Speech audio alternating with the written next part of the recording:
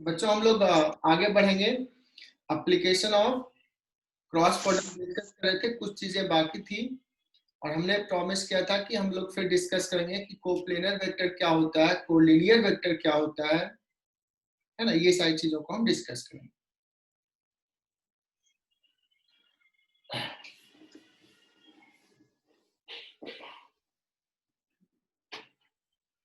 ठीक है, चलो। हमने एप्लीकेशंस में एक चीज बताया था स्टार्टिंग में,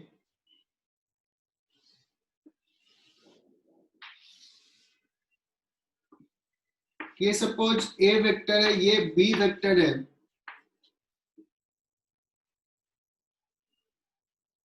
सो ए क्रॉस बी का मैग्नीट्यूड बताएगा एरिया ऑफ द पैरेललोग्राम।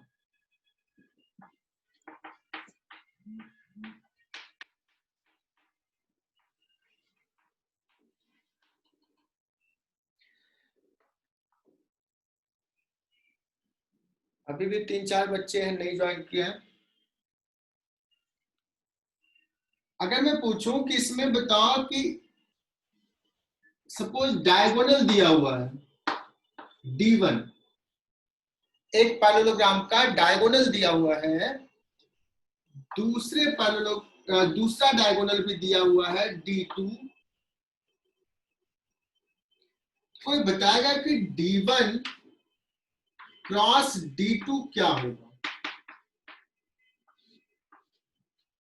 इसका मैग्नीट्यूड क्या देगा पैरेललोग्राम का डायगोनल्स। कुछ बच्चों को याद होगा कि सर ये D1 को हम लिख सकते हैं D1 A cross A plus B, ये A plus B, this is A, this is B।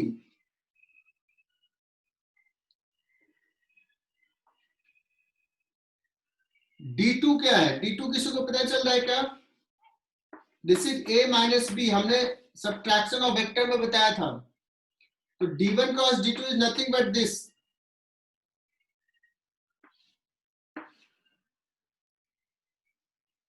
तो सारे बच्चे नोट डाउन कर लेंगे, D1 is equal to A cross B, D2 is equal to sorry A plus B, D2 is equal to A minus B।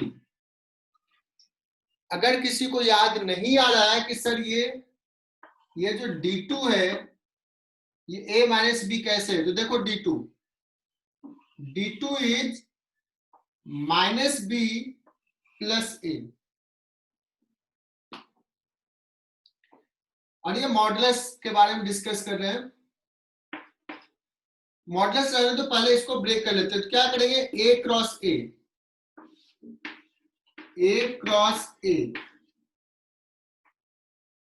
Minus A cross B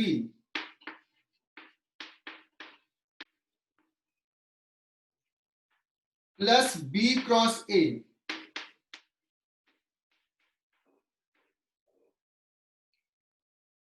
minus B cross B।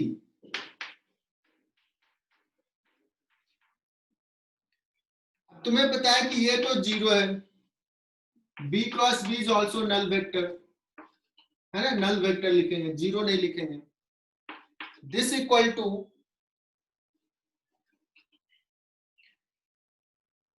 ये और ये में क्या relation है, इसको लिख सकते हैं बच्चों कि minus A cross B is equal to B cross A। तो दिस इज एक्चुअली में इसको लिख लोगे तो हो जाएगा total 2B cross A, that is equal to 2 times of B cross A का magnitude. That means D1 cross D2 क्या आ गया, twice of area of parallelogram.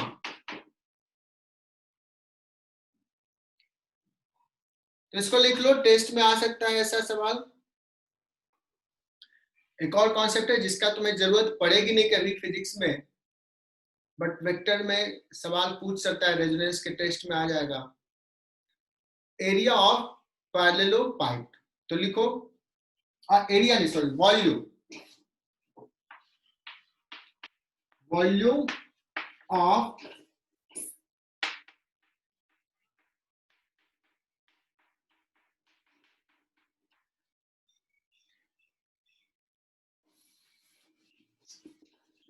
अब कहोगे सर ये पैरेलल पाइप क्या होता है?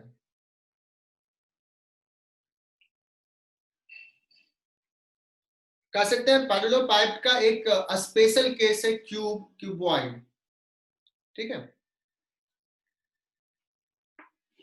जैसे पैरेललोग्राम का एक स्पेशल केस होता है, सॉरी, पैरेललोग्राम का एक स्पेशल केस होता है स्क्वायर या रेक्टेंगल।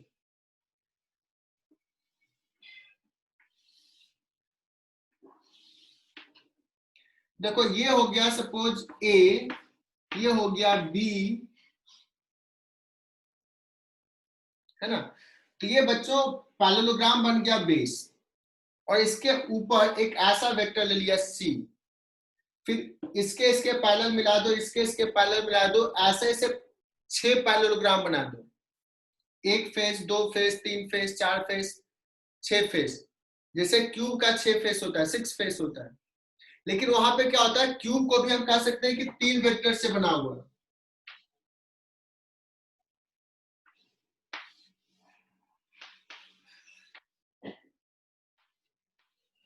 क्यूब को भी बोल सकते हैं बच्चों की, ये हो गया एक्स, ये हो गया वाई, और ये हो गया जेड,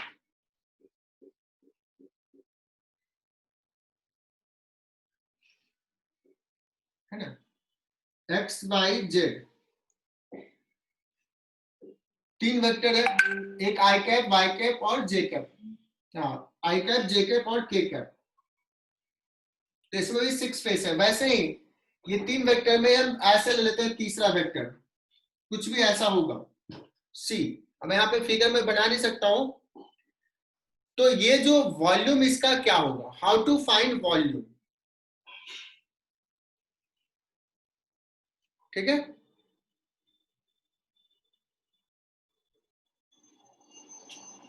तो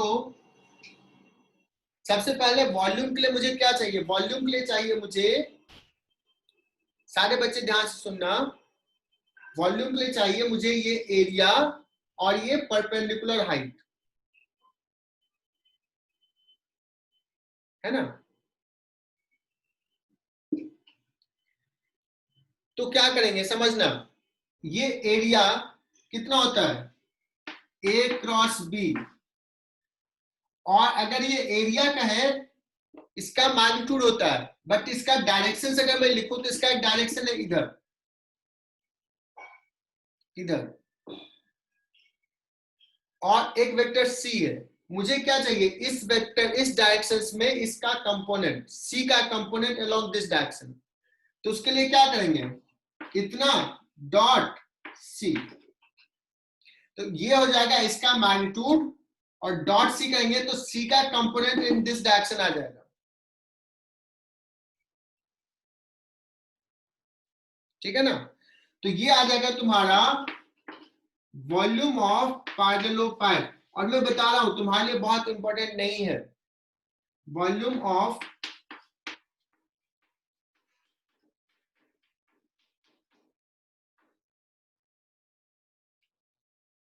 ए क्रॉस बी डॉट सी,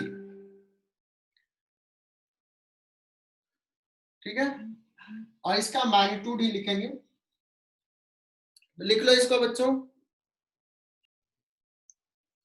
तो बच्चों ये हो सकता है ये निगेटिव आ जाए, तो निगेटिव नहीं बताना है, पॉजिटिव बताना है, वॉल्यूम ऑफ द पैरेललोपाइप, इसका मैग्नीट्यूड ले लेंगे। तो सबसे पहले तो ये निकालना है कि how to find this.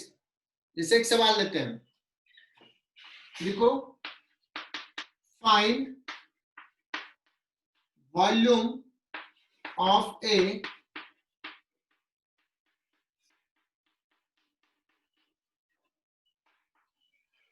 formed by vector A is equal to 2i cap plus 3j cap, B equal to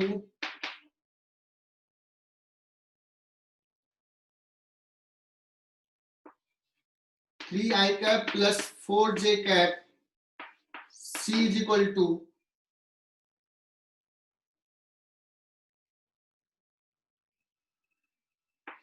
2i cap plus 4k cap। Let's ऐसा ले लिया।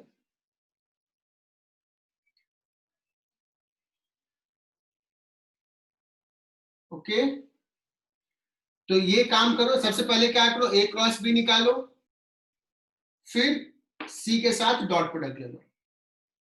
हालांकि ये जरूरी नहीं कि a क्रॉस b, तुम ऐसे भी कर सकते हो b cross c dot a, you can do like this also. तो बच्चों अगर a cross b dot c निकालना हो और जनरल फॉर्मेट हमने लिख दिया a b c, तो हमने सबसे पहले बताया कि बेसिक से जाओ, a क्रॉस b निकालो और फिर डॉट c निकालो। डॉट प्रोडक्ट निकालना तो बहुत आसान है। और उससे भी थोड़ा इजी कर दिया कि a cross b dot c will be this. I J K नहीं लिखना है बिकॉज ये स्केलर क्वांटिटी है, ये वेक्टर क्वांटिटी नहीं, ये टोटल। तो यहाँ पे आई जे के नहीं की जगह, आई जे के जगह पे a1 a2 a3 b1 b2 b3 c1 c2 c3 यही आ जाएगा। So this is the volume of the parallelepiped. इसका मैग्नीट्यूड ले लोगे, ये भी पॉजिटिव निगेटिव आ सकता है। What is coplanar vector? That means दो वेक्टर मिलकर के एक प्लेन बनाएगा, दो वेक्टर मिलकर के एक प्लेन बनाएगा और तीसरा वेक्टर उस प्लेन में है या नहीं। अगर प्लेन में है तो कहेंगे कि कोप्लेनर है, प्लेन में नहीं है तो कहेंगे कि the three vectors are not coplanar. जैसे suppose this is A, this is B और सी वेक्टर सपोज ऐसा है, सी वेक्टर ऐसा है, तो कहोगे ए और बी मिलके ये बोर्ड का प्लेन बना रहा है, और ये बोर्ड के प्लेन में नहीं है, बोर्ड के प्लेन से ऊपर है। ए और सी, मान लो ये सी वेक्टर है, ए और सी ये प्लेन बना रहा है, बी और सी ये प्लेन बना रहा है, ए और बी ये प्लेन बना रहा है, तीनों एक प्लेन में नहीं है। बट अगर सपोज सी ऐसा होता, ऐसा होता, ऐसा होता, ऐसा होता, इस प्लेन में ही होता, तो हम लोग कहते हैं कि ये तीनों कोप्लेनर वेक्टर है। ओके, तो अगर तीन वेक्टर दिया हुआ तो कैसे डिसाइड करेंगे कि तीनों कोप्लेनर है या नहीं? तो सबसे बेस्ट मेथड है कि ये कोई भी सी वेक्टर है, अगर हमने ए क्रॉस बी लिया तो ए क्रॉस बी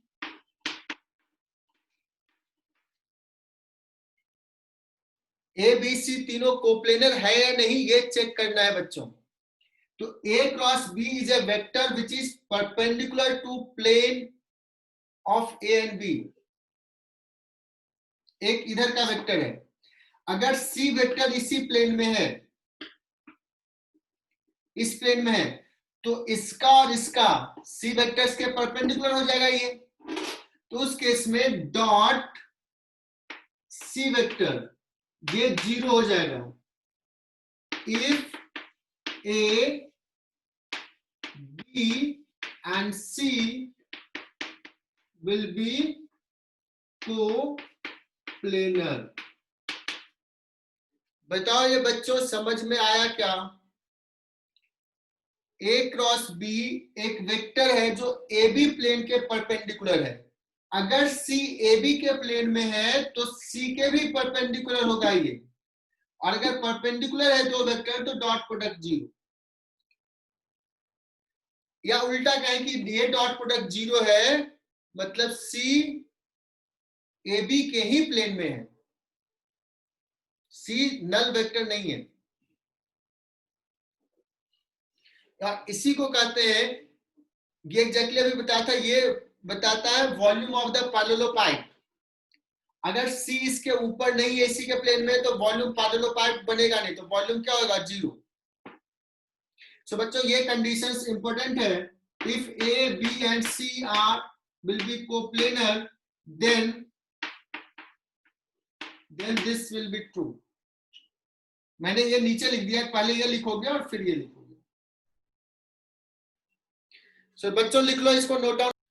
बच्चों इस कोप्लेनर वेक्टर को ना एक और तरीके से देखा जाता है, हालांकि ज्यादा मैं फोकस इस पे करता हूँ बच्चों को करने के लिए. इंजीनियरिंग वाले बच्चों को मेडिकल में कह रहे हैं कि ये सब सवाल नहीं आएगा, रियली मैं बता रहा हूँ, इसकी जरूरत नहीं पड़ेगी, इसलिए मैं बहुत ज्यादा तुमको फोकस करने के लिए नहीं कर रहा हूँ. ये सिर्फ जरूरत पड़ेगी कि रेजोनेंस वाले इस पे टेस्ट में पूछ लेंगे, या चलो अगर मान लो नीट में भी पूछ लिया तो बता दोगे. जितना मैं बोल रहा हूँ बस उतना ध्यान रखना.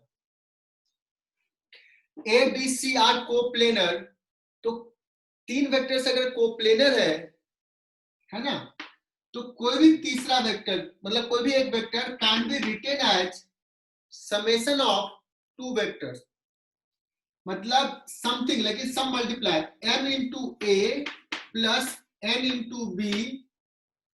m is some rational number, n is some rational number, ऐसा लिख सकते हैं. मतलब m और n का कुछ वैल्यू आएगा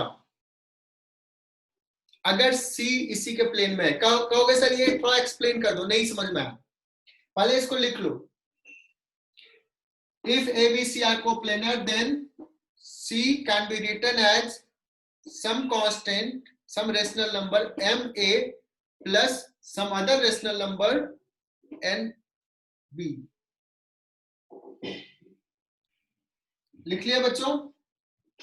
अब कहोगे सर्टेनली मैक्सिमम बच्चों को नहीं समझ में आया कि सर ऐसा कैसे लिख सकते हैं, तो थोड़ा कोशिश करता हूं समझाने का, क्योंकि इसमें कॉन्सेप्ट है इसलिए मैं ये बता रहा हूं. मान लो कि ए वेक्टर ऐसा है, बी वेक्टर ऐसा है, ए बी कुछ है ऐसा, दो डायरेक्शन है, और सी इसी बोर्ड के प्लेन में, सपोज ये हो गया सी, दिस इज सी. मैंने कहा सी वेक्टर को something into A plus something into B में लिख सकते हैं. तो मैं एक आइडिया लगाता हूं, क्या करता हूं देखना. सी से बी के पैरेलल एक लाइन ड्रॉ कर लो, बी के पैरेलल, और दूसरे एंड से ए के पैरेलल एक लाइन ड्रॉ कर लो. एक ऐसा ऐसा है, ऐसा, कैसा भी हो, सी का डायरेक्शन तुम कैसे ही मानो, मैंने ऐसे ले लिया, ड्रॉ कर लिया. अब देखना,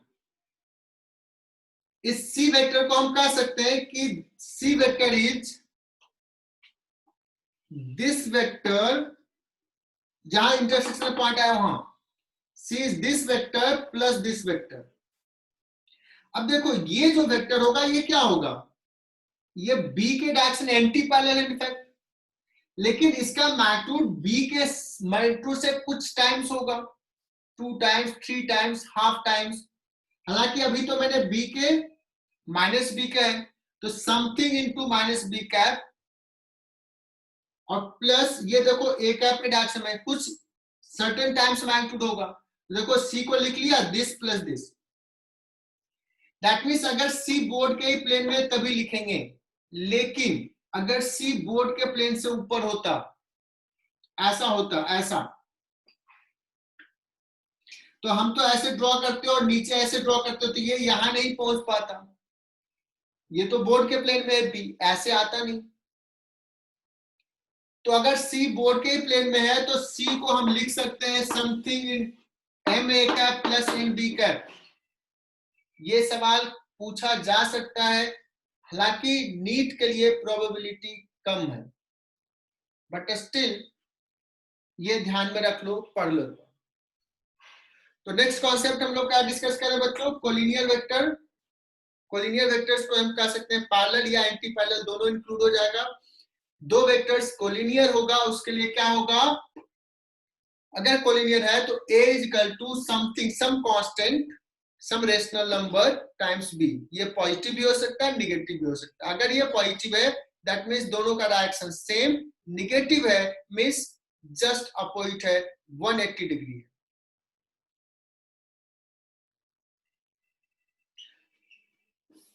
है ना. इसी को थोड़ा सा और दूसरे तरीके से लिखते हैं. a is equal to suppose a1 i cap plus a2 j cap plus a3 k cap, b equal to m into बीज कर लो, लिख लिया b1 i cap plus b2 j cap plus b3 k cap. और मैं कह रहा हूं कि ये दोनों इक्वल है। इक्वल है मतलब दो वेक्टर्स अगर इक्वल होता है तो बच्चों मैंने बताया है i का कोएफिशिएंट इधर, i का कोएफिशिएंट इधर, दोनों इक्वल होगा। सो एक्चुअली में ये एक इक्वेशन नहीं है, एक्चुअली में ये तीन इक्वेशन है बच्चों। a1 is equal to mb1, a2 is equal to mb2, a3 is equal to mb3। That means इसको हम ऐसे भी लिख सकते हैं, m is equal to क्या हो जाएगा a1 by b1, m is equal to लिख सकते हैं a2 by b2।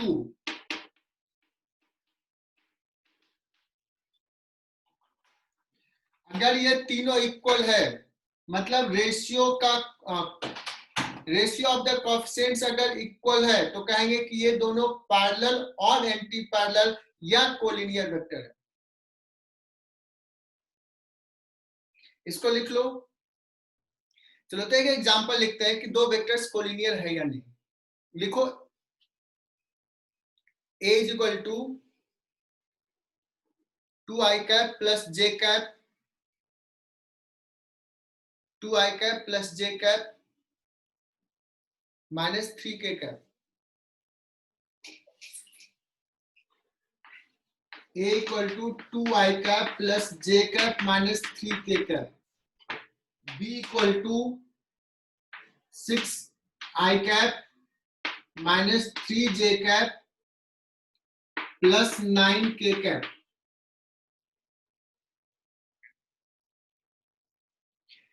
क्या ये दो वेक्टर्स कोलिनियर वेक्टर है?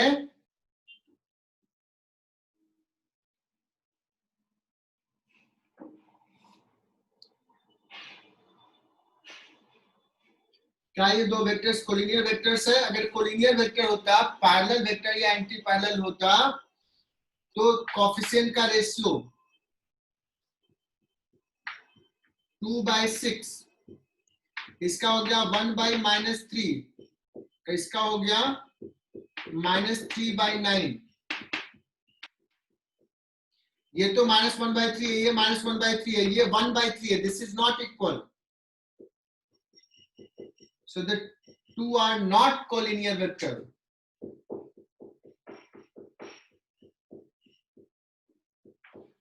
A and B are not collinear vector।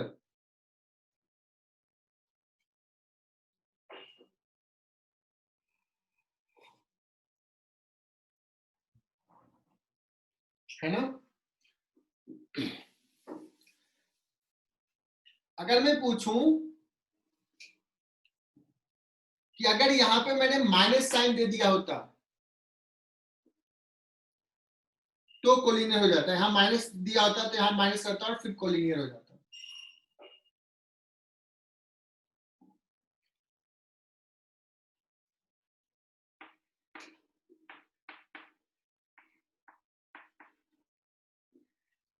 अगर दो वेक्टर्स कोलिनियर है तो बेस्ट तरीका तो जो अभी मैंने बताया वही करना है। बट अगर एक वेक्टर ये है, दूसरा वेक्टर भी ये है, this is A, this is B, तो what about A cross B? A cross B will be null vector. अगर ए क्रॉस बी 0 हो गया, नल वेक्टर आ गया, दोनों में से कोई भी नल वेक्टर नहीं है, तो कह सकते हैं ए और बी कोलिनियर वेक्टर है। हालांकि तुम्हें पता है ए क्रॉस बी निकालना बहुत टफ है, ये निकालना आसान है तो हम लोग ऐसे ही जाएंगे। बट अगर कहीं सवाल में स्टेटमेंट में दे दे कि अगर ए क्रॉस बी 0 है, the two are none of them are null vectors, but a cross b is null vector, so what comment you can do? We will say that a and b are collinear, that means either parallel or anti-parallel।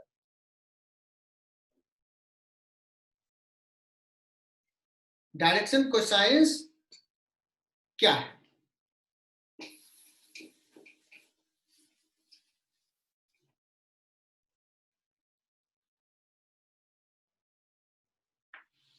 ये cosine का मतलब cos, cos theta बोला।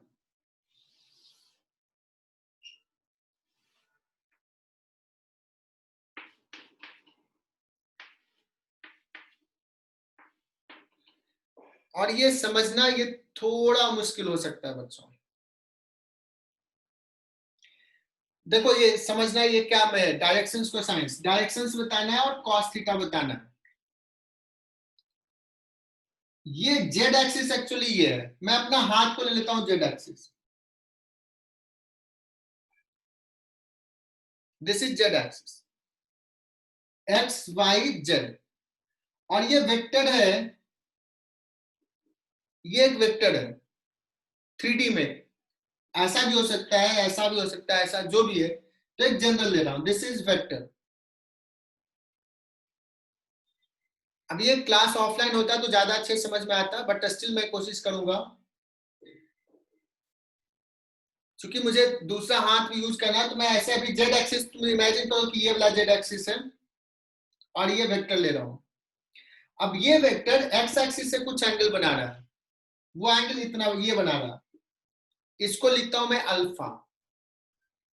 ये vector Y axis से कुछ angle बना रहा होगा, दिस इज कॉल्ड बीटा, और जेड एक्सिस इससे कुछ एंगल बना रहा है, दिस इज कॉल्ड गामा।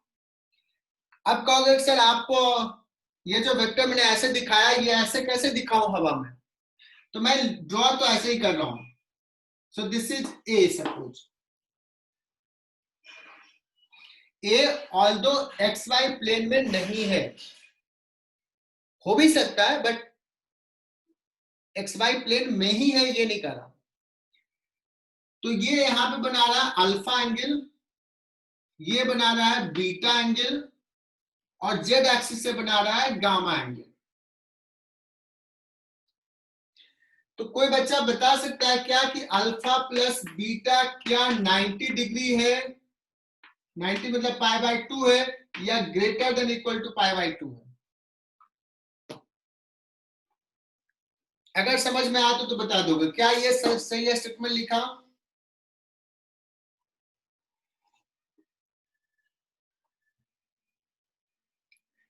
अगर ए इसी प्लेन में है तो अल्फा प्लस बीटा 90 डिग्री है, बट ऐसे आ गया तो ये हो गया अल्फा, ये हो गया beta, alpha plus beta will be more than 90।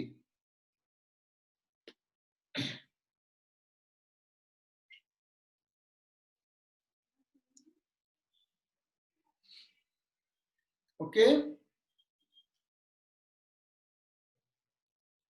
ठीक है बच्चों,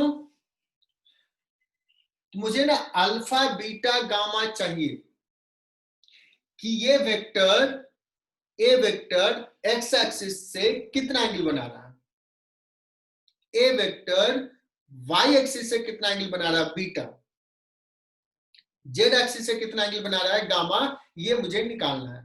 हालांकि ये कॉन्सेप्ट हमने पहले ही पढ़ा दिया है, बट उसको जस्ट एक स्ट्रीमलाइन कर रहा हूं, बता रहा हूं अलग से। ओके सर, कैसे पहले पढ़ा दिया है?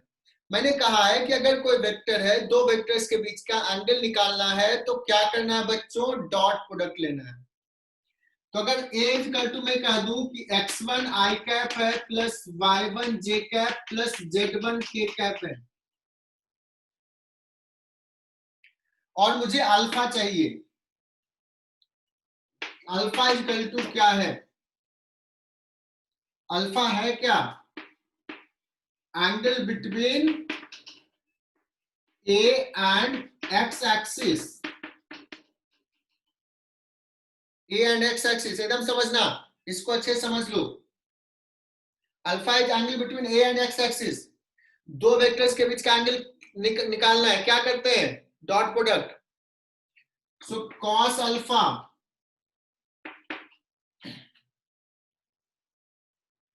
क्या कहा था,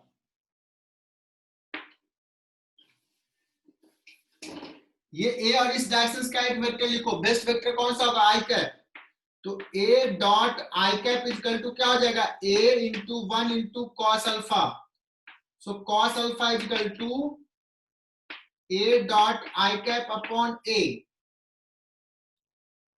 ए dot I cap upon A, ये कितना होगा बच्चों, आई कैप से डॉट प्रोडक्ट ले लोगे, x1 अपॉन ए का मैग्नीट्यूड सबको पता है, x1 square plus y1 square plus z1 square, cos alpha निकल गया। और अगर तुम्हें ये समझ में आ गया तो तुम कॉस बीटा भी बता दोगे क्या होगा। कौन बताएगा cos beta?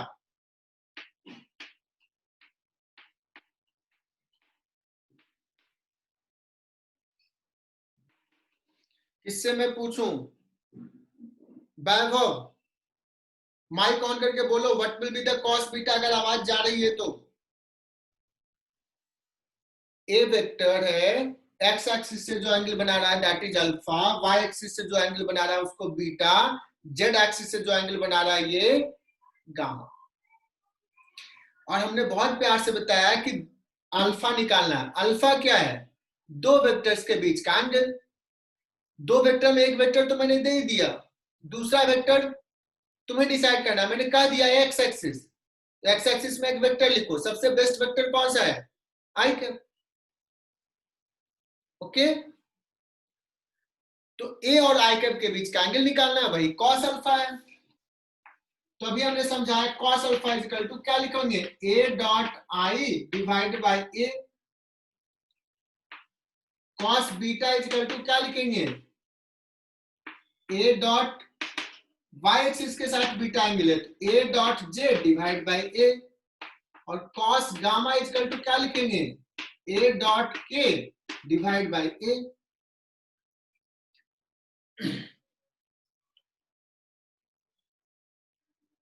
So what will be the A dot I, मैंने बताया x1 अपॉन रूट ऑफ ए का वैल्यू मैंने ये लिख दिया था, x1 I cap plus y1 J cap plus z1 K cap, x1 square plus y1 square plus z1 square. ये हो जाएगा, प्रिया पाटिल ने बताई, x1 square plus y1 square plus z1 square. और ये हो जाएगा z1 अपॉन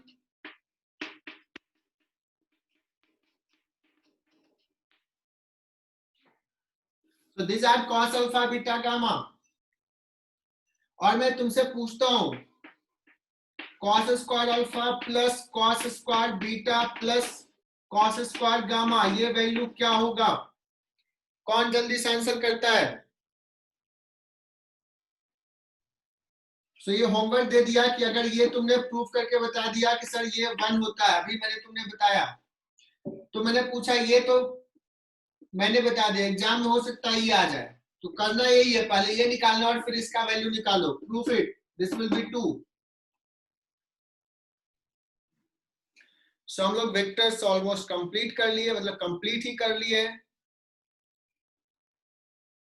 तो वेक्टर्स में बहुत सारी चीजें हम लोगों ने पढ़ा, 2-3 बार मैंने रिपीट किया क्या क्या पढ़ा है, उसका एप्लीकेशन आगे के चैप्टर्स में आएगा।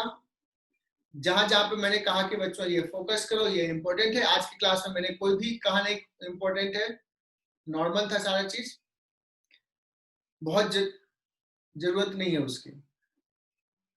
अब लास्ट में अगर पूछूं, क्या बात है, प्रिया बोल रही सर डिवीजन ऑफ वेक्टर, क्या बात है, एक तो छूट ही गया, तो हेडिंग डालो, मैं तो भूल ही गया, एक चैप्टर छूट गया, एक टॉपिक, डिवीजन ऑफ वेक्टर्स।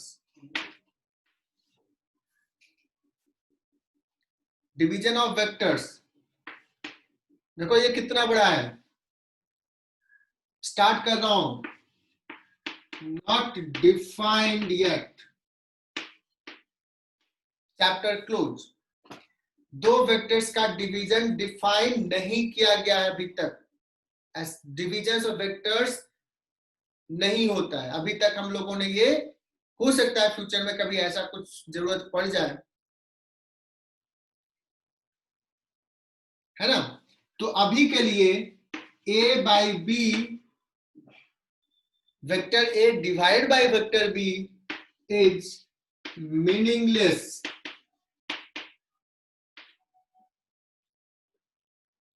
प्रिया पाटिल खुश, तुम्हारा कॉन्सेप्ट तुमने जो पूछा बहुत प्यारा सा इसका डाउट था, सब डिवीजन ऑफ वेक्टर तो आपने पढ़ाया नहीं। चलो